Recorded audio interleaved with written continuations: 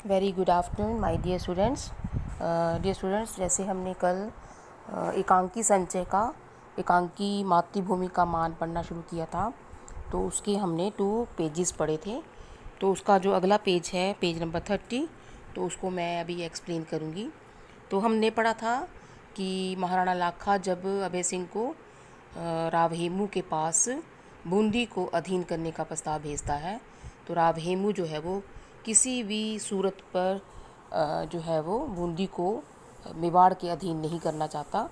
उस बात का बहुत बुरा मानता है कि महाराणा लाखा जो है वो उन्हें अपनी शक्ति के अधीन करना चाहता है। तो अभय सिंह जो है वो वहाँ से लौट आता है। तो ऊपर जो लाइनें हैं दो, दूसरा दृश्य के ऊपर अभय सिंह जो है वो कहता है कि मैं जाऊं, अगर आपका यही निर्णय है तो मैं जाता हूं। तो राव हेमू कहता है आपकी इच्छा। तो अब दोनों का दो तरफ प्रस्थान हो जाता है। अभय सिंह जो है वो अपने मेवाड़ की तरफ आ जाते हैं और राव हेमू जो है वो अपने महल की ओर चले जाते हैं। आगे फिर दूसरा दृश्य क्या है? स्थान चित्तौड़ का राजमहल है। महाराणा लाखा बहुत चिंतित और व्यथित अवस्था में टहल रहे हैं। अब महाराणा लाखा जिसने अभय सिंह को भेजा हुआ है उसके पास, अभय सिंह के पास, सॉरी राव हेमू के पास, तो उसको अब इस चिंता में कि उसके प्रस्ताव को राव हेमू जो है वो स्वीकार करता है या नहीं, इस चिंता में वो घूम रहा है। तो अब देखिए, महाराणा लाखा जो है, मेवाड़ के गौरवपूर्ण इतिहास में मैंने कलंक का टीका लगाया है। इस बार मुट्ठी भर हाड़ाओं ने हम लोगों को जिस प्रकार पराजित और विफल किया है, उसमें मेवाड़ के आत्मगौरव को कितनी ठेस पहुंची है, ये मेरा हृदय जानता है। अब जो अभय सिंह है, लाखा जो है वो अपने आप से बात कर रहा है कि मेरा निम्रा के मैदान से ऐसे वापस आ जाना जो है, उससे हमारे गौरवपूर्ण इतिहास में बहुत बड़ा कलंक का टीका लग गया है। और मुट्ठी भर हाड़ाओं ने जिस प्रकार हम लोगों पर को पराजित किया है और विफल किया है, ये मेवाड़ के आत्मगौरव को बहुत बड़ी ठेस पहुंची है, ये उसका हृदय ही जानता है। अभय सिंह का प्रवेश होता है और महाराणा को अभिवादन करता है वो। तो अभय सिंह कहता है, महाराणा जी, दरबार के सभासद आपके दर्शन पाने को उत्सुक हैं। तो कहते हैं कि दरबार में जो मंत्री हैं वो आपके दर्शन पाने के इच्छुक हैं। लेकिन महाराणा कहता है कि सेनापति अभय सिंह जी, आज मैं दरबार में नहीं जाऊंगा।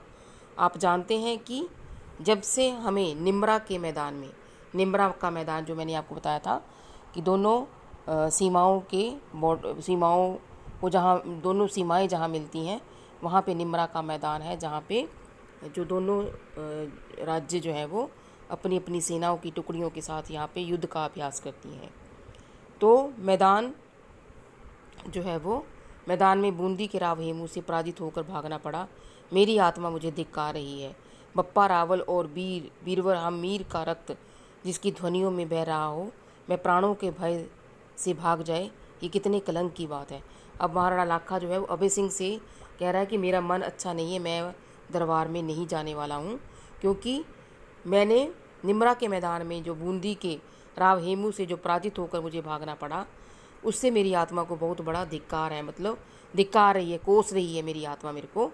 बप्पा रावल जो उनके बुजुर्ग हैं, उनका नाम लिया गया यहाँ पे, बप्पा रावल और बीरवर हम मीर का रक्त जिसकी धमनियों में, मतलब कि हम उनके वंशज हैं, हमें उनका खून जो है वो बह रहा है। उनके खून के बहने के बावजूद भी वह हम प्राणों के भय से भाग जाएं वहाँ से, तो ये कितने बड़े कलंक की बात है। मतलब हमारे लिए ये बहुत बड़ा कलंक है।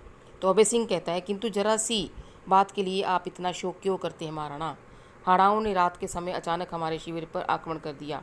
वो कहता है, आपको इस बात में चिंता करने की कोई ज़रूरत नहीं है, क्योंकि हाड़ाओं ने अचानक उनके शिविर पर, उनके जो शिविर थे निम्रा के मैदान में लगे हुए, उन पर आक्रमण कर दिया। आकस्मिक धावे से घबराकर हमारे सैनिक भाग खड़े हुए। वो कहता है, अचानक जो आक्रमण था उससे सैनिक भाग खड़े हुए। आप तो तब भी प्राणों पर खेल कर राव हेमू से लोहा लेना चाहते थे। अब ये ध्यान से सुनिएगा इस चीज़ को कि राव हेमू जो है वो महाराणा लाखा जो है वो युद्ध भूमि से भाग कर नहीं आए थे, वो तो लोहा लेना चाहते थे, किंतु हम लोग ही वहाँ आपको वहाँ से खींच लाए। अब ये हम लोग कौन है?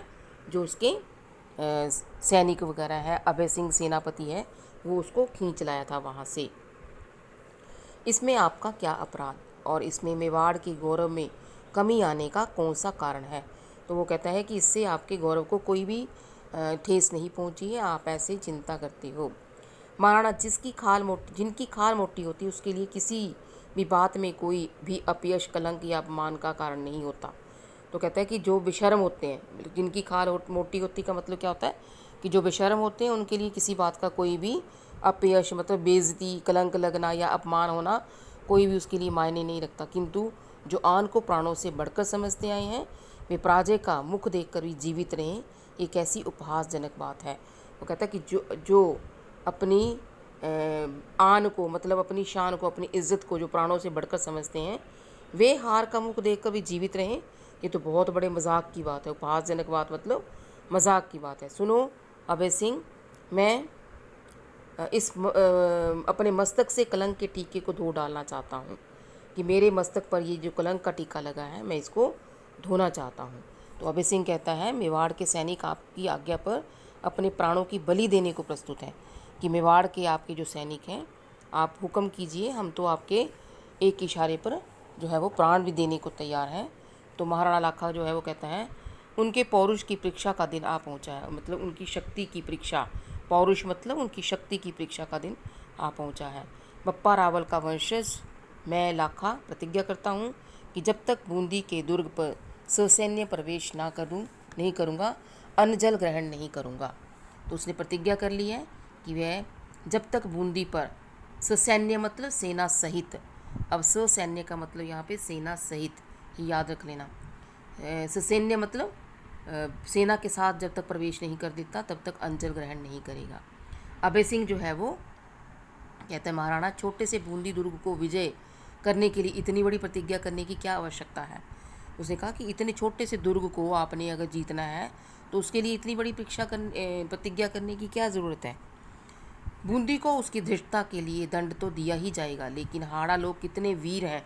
धृष्टता मतलब मूर्खता, धृष्टता का मतलब होता है मूर्खता, की बूंदी को उसकी मूर्खता के लिए दंड तो दिया जाना चाहिए, लेकिन हाड़ा लोग कितने वीर हैं मतलब बहादुर हैं। युद्ध करने में वो यम से भी नहीं डरते, मतलब इतने बहादुर हैं कि वो मृत्यु से भी नहीं डरते। इसमें संदेह नहीं कि अंतिम विजय हमारी होगी। वो कहता है इसमें कोई शक नहीं है कि बाद में हमारी ही विजय होगी, किंतु ये निश्चयपूर्वक नहीं कहा जा सकता कि इसमें कितने दिन लग जाएं, कि युद्ध को जीतने में कितने दिन लग जाएंगे, ये निश्चयपूर्वक मतलब पक्का नहीं कहा जा सकता। इसलिए ऐसी भीषण प्रतिज्ञा आप ना करें, कि ऐसी भीषण मतलब ऐसी कठोर प्रतिज्ञा आप ना करें। आगे देखिए, तो महाराणा कहते हैं, क्या आप कहते हैं सेनापति, क्या कभी आपने सुना है कि सूर्यवंश में पैदा होने वाले पुरुष ने अपनी प्रतिज्ञा को वापस लिया हो। तो महाराणा कहता कि मैंने तो प्रतिज्ञा कर ली। तो क्या सेनापति आपने कभी सुना है कि